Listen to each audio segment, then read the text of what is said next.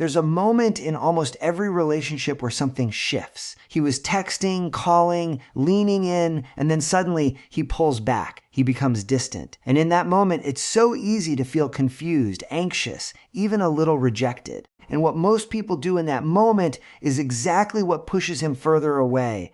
They chase, they overthink, they try harder, they reach out more, they give more energy, hoping it will bring him back. But here's the truth. When someone pulls away, the most powerful thing you can do is not chase them. It's to reconnect with yourself, because attraction doesn't grow from pressure. It grows from space, confidence, and emotional safety. When he pulls away, instead of asking, "What did I do wrong?" shift the question to, "How can I show up as my best self right now?" You see, distance in a relationship doesn't always mean loss of interest. Sometimes it means he's processing something. Sometimes it means he needs space to feel his own emotions. And sometimes it's simply a test of emotional strength, yours and his. If you react with panic, you create tension. But if you respond with calm confidence, you create curiosity. Instead of chasing him, give him the gift of missing you. Pull your energy back, not as a game, not as manipulation, but as self-respect. Go back to your life, your passions, your friends, the things that make you feel alive. Because the most attractive version of you is the one who is already fulfilled. And here's something important. When you stop overgiving, you create space for him to step forward. If he cares, he will notice the shift. He will feel your absence, and he will naturally lean back in. But even more important than what he does is what you learn in this moment. You learn that your worth is not dependent on his attention. You learn that your peace matters more than his mixed signals. You learn that the right person doesn't require you to chase love. They meet you in it. And if he doesn't come back the way you deserve, then you didn't lose him. You revealed him, because a man who truly values you won't stay distant for long. He'll come closer, not further. So when he pulls away, don't panic. Don't chase. Don't lose yourself trying to hold on to someone else. Instead, rise. Refocus. Reclaim your energy, because the moment you choose yourself is the moment everything in your life starts to align, including the love you deserve. When he pulls away, the instinct to chase can feel almost automatic. You notice the change in his behavior. He's texting less, calling less, or just not showing up with the same energy, and your mind starts racing. You wonder what went wrong, what you said, what you did, and how you can fix it. That urgency builds, and before you even realize it, you're reaching out more often, trying to recreate the connection that once felt easy. But this reaction, as natural as it feels, often creates the exact opposite result of what you want. Chasing energy comes from a place of fear. It's driven by the worry of losing someone, the discomfort of uncertainty, and the desire to regain control. When you text more, check in more, or try to pull him back with extra attention, what you're actually communicating, without saying it directly, is that you're unsettled and seeking reassurance.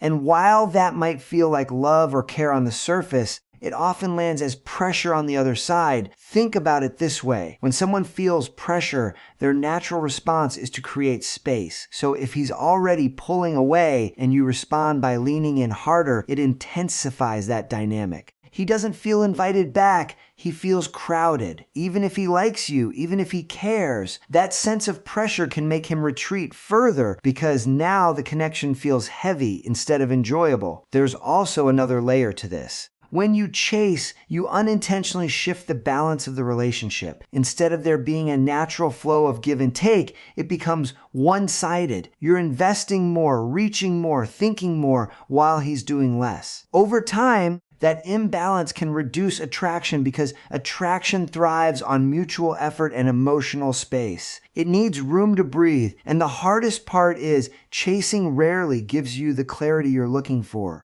It might get you a response here and there, maybe even temporary attention, but it doesn't address the deeper issue. You're still left wondering where you stand, still feeling uncertain, still trying to read between the lines. That cycle can be exhausting because no matter how much you give, it never quite feels like enough. Breaking that pattern requires awareness. It means recognizing that the urge to chase is coming from a place of anxiety, not strength. It means pausing before you send that extra message, before you double text, before you try to pull him back in. That pause is powerful because it allows you to choose a different response, one that's grounded instead of reactive. Instead of moving toward him in that moment of distance, you hold your position. You allow space. Not to play games, not to manipulate the situation, but to respect both yourself and the dynamic. You let him experience the natural consequences of his distance, which includes the possibility of missing you.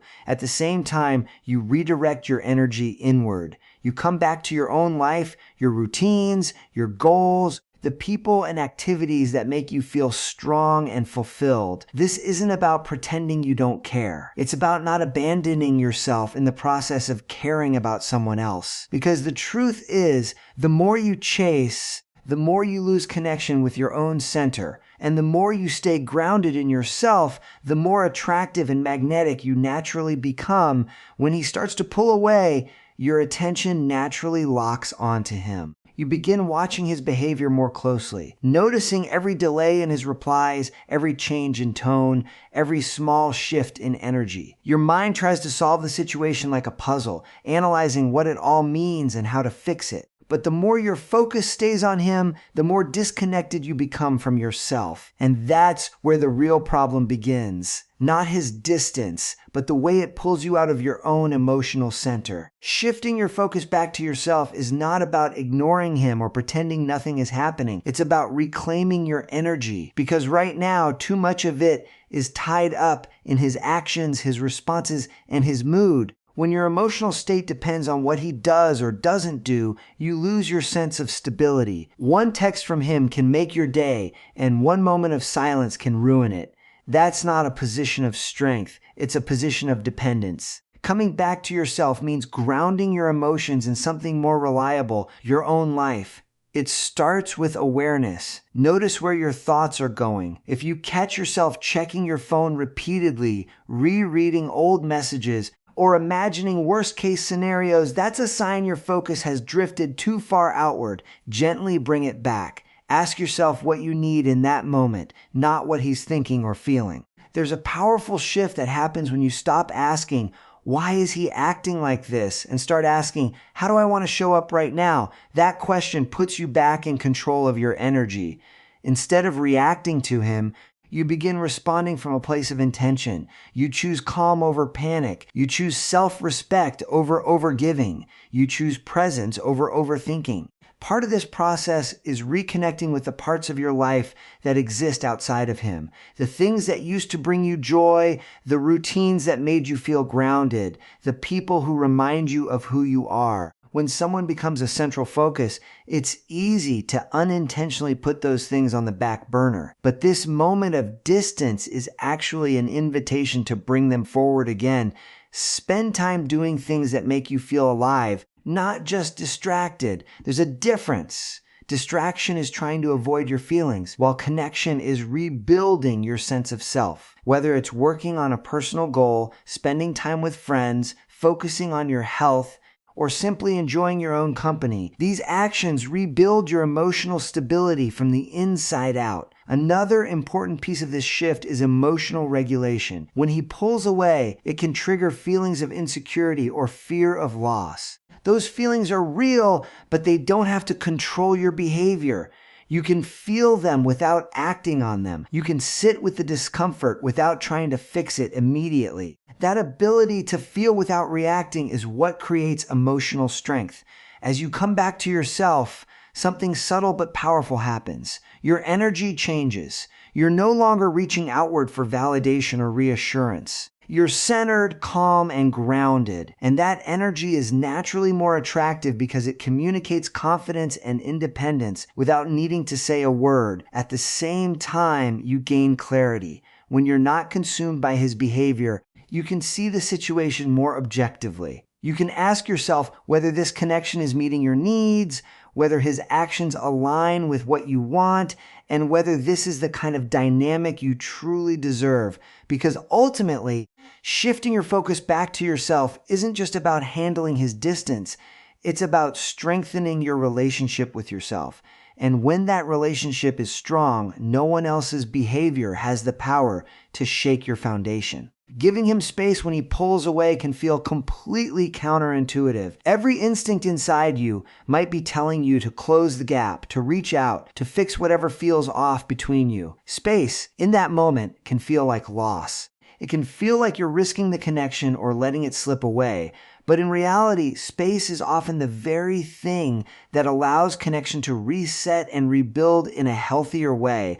When someone begins to distance themselves, there's usually an internal process happening on their side. It might be stress, emotional overwhelm, uncertainty, or simply a need to recalibrate their feelings. Whatever the reason, when you immediately move toward them with more intensity, it can interrupt that process. Instead of having the room to sort through their thoughts, they now have to respond to your increased attention, which can feel like pressure. That pressure doesn't create closeness. It creates resistance. Space, on the other hand, removes that pressure. It gives both of you breathing room. It allows him to experience his own emotions without influence, and it allows you to step out of a reactive state. When there's no urgency, no chasing, and no emotional demand, the dynamic shifts. Instead of feeling like he needs to pull further away to regain control or independence, he begins to feel that space naturally. There's also something important that happens psychologically when space is present.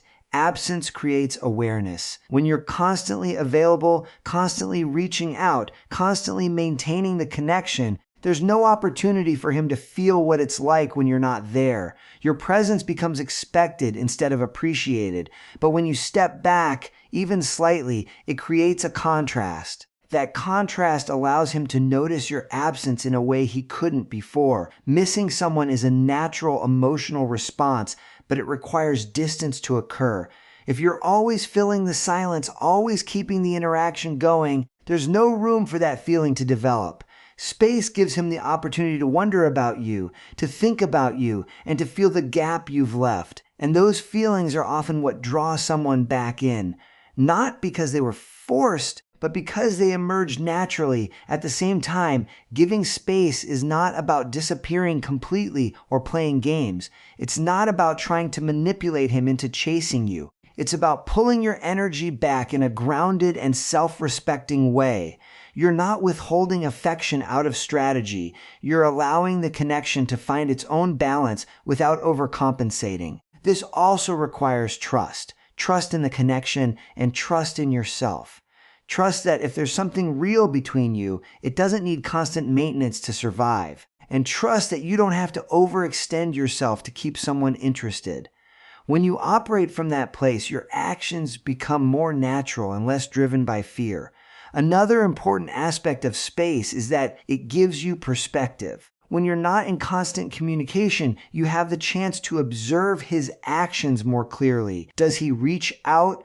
Does he make an effort to reconnect? Does he show consistency over time? These answers become easier to see when you're not filling in the gaps for him. And while space creates the opportunity for him to miss you, it also reinforces your own boundaries. It sends a subtle but powerful message that you value your time, your energy, and your emotional well-being. You're not available at the cost of your own peace. That kind of energy doesn't push the right person away. It draws them closer. Because ultimately, the goal isn't to make him miss you through tactics. It's to create a dynamic where both people choose to come toward each other freely, without pressure, without force, and without losing themselves in the process. Maintaining your confidence and self-worth when he pulls away is one of the most challenging parts of any relationship dynamic because it directly confronts your sense of security. When someone you care about becomes distant, it can trigger a quiet but powerful inner dialogue.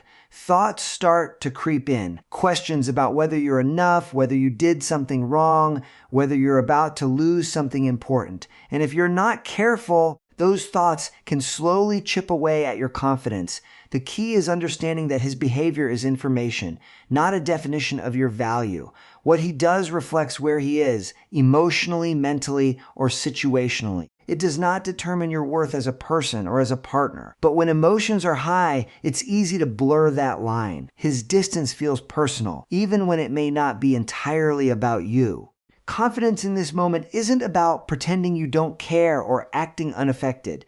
It's about staying anchored in who you are, even while you feel the discomfort. You can acknowledge that his behavior bothers you without letting it control your sense of self. That distinction is what keeps you grounded. You're not denying your emotions, you're just not allowing them to dictate your identity. One of the first steps in maintaining that confidence is becoming aware of your internal narrative. Notice the way you speak to yourself when he pulls away. If your thoughts immediately turn critical, questioning your attractiveness, your personality, or your actions, pause and challenge that. Ask yourself if there's real evidence for those conclusions or if they're simply driven by fear. Often it's the latter. Another important element is emotional discipline. When you feel anxious or insecure, there's a strong urge to seek reassurance externally, especially from him. You might want to ask where you stand, seek validation, or try to get clarity right away. But if that urge comes from a place of fear, it can lead to responses that feel needy or pressured. Instead, emotional discipline means sitting with that discomfort long enough to respond thoughtfully rather than react impulsively. Confidence also shows up in your actions, not just your thoughts. It's reflected in how you carry yourself, how you communicate, and how you manage your time and energy. When you continue to live your life fully, staying engaged with your goals, your routines, and your relationships, you reinforce your own sense of stability. You remind yourself that your life doesn't pause because someone else pulls back. There's also a quiet power in not over-explaining or over-justifying yourself during this time. When confidence is strong, you don't feel the need to convince someone of your worth. You don't chase validation or try to prove that you're good enough. Instead, you allow your presence, your energy, and your consistency to speak for themselves. At the same time, maintaining self-worth means holding standards. It means recognizing that you deserve consistent effort, respect, and communication. So while you remain calm and grounded, you're also observing. You're paying attention to whether his actions align with what you want in a relationship. Confidence doesn't mean tolerating anything. It means knowing what you're willing to accept and what you're not. And perhaps most importantly, it means detaching your identity from the outcome. Whether he comes back, whether he reconnects, whether things return to how they were, those outcomes do not define you. When your confidence is rooted internally, you don't need a specific result to feel secure. You trust that no matter what happens, you will be okay, and you will continue to move forward with your self-respect intact. That kind of confidence is not loud or forceful. It's quiet, steady, and deeply rooted. It doesn't chase, it doesn't beg, and it doesn't collapse under pressure. It remains even when things around it feel uncertain. When he pulls away and you give him space, there comes a point where the situation begins to reveal something deeper. His distance is no longer just confusing, it becomes information. And how you interpret that information can either keep you stuck in uncertainty or move you toward clarity. This is where emotional strength really comes into play, because instead of trying to control the outcome, you start paying attention to what his actions are actually showing you. It's easy to hold on to potential in a relationship. You remember how things felt in the beginning, the connection, the conversations, the way he showed up before. And when he starts to act distant, part of you wants to believe that version of him will come back if you just wait long enough or handle things perfectly. But clarity doesn't come from who he used to be.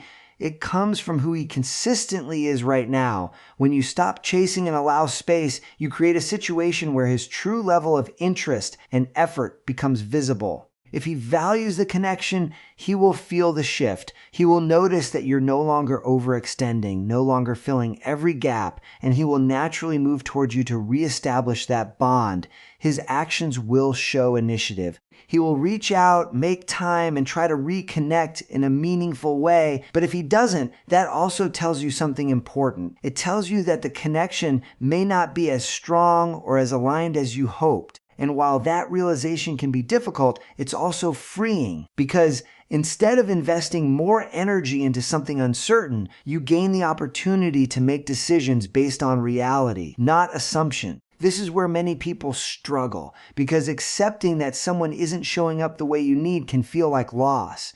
It can feel like something is ending before it fully began. But in truth, it's not a loss, it's clarity. It's the removal of confusion, mixed signals, and emotional guessing. And clarity, even when it's uncomfortable, is always more empowering than uncertainty. There's also a deeper level to this process. When you use his distance as clarity, you shift your focus from trying to be chosen to doing the choosing yourself. Instead of asking, does he want me? You start asking, is this the kind of connection I truly want? That shift changes everything, because it puts you back in a position of self-respect and intention. It also helps you recognize patterns. If someone repeatedly pulls away, becomes inconsistent, or fails to communicate clearly, those are not small details. They are indicators of how they handle relationships. And rather than excusing or overlooking those patterns, you begin to see them for what they are. Not as flaws you need to fix, but as information you need to evaluate. At the same time, this clarity allows you to set stronger boundaries. You become less willing to accept half effort, less willing to tolerate confusion, and more committed to the kind of relationship that feels stable and mutual. You understand that real connection doesn't require constant guessing or emotional ups and downs to survive. And perhaps most importantly, using his distance as clarity strengthens your trust in yourself. You learn that you don't need to chase answers or force outcomes to understand what's happening. You can observe, reflect, and respond in a way that honors your own needs and values. Because in the end, the goal isn't just to keep someone in your life. It's to build a connection that is consistent, respectful, and aligned with who you are. And sometimes, the moment someone pulls away is the very moment that shows you whether that kind of connection is truly possible. So when he pulls away or acts distant, the moment may feel uncertain, but it's actually one of the most defining points in your relationship. Not because of what he does next, but because of how you choose to respond. This is where you either lose yourself in fear or you rise into your strength. You don't chase. You don't overgive. You don't try to prove your worth to someone who should already see it. Instead, you come back to yourself. You ground your emotions. You give space without playing games. You hold your confidence even when it's uncomfortable. And most importantly, you pay attention to what his actions are truly showing you, because love is not meant to feel like a constant question mark. It's not meant to leave you anxious, guessing, or trying to earn consistency. Real connection feels mutual. It feels steady. It feels like two people choosing each other without force. And when you handle his distance with calm, self-respect, and clarity, something powerful happens. Either he leans back in, drawn to your energy and presence, or he fades out, revealing that he was never fully aligned with you in the first place. And both outcomes serve you, because you're no longer reacting out of fear, you're responding from self-worth. You're no longer trying to hold on to something uncertain. You're allowing the right kind of connection to meet you where you stand. At the end of the day, the way someone shows up for you will always tell you more than their words ever could. And the way you show up for yourself will determine the kind of love you experience. So trust the process. Trust yourself. And remember, what's truly meant for you will never require you to lose yourself to keep it.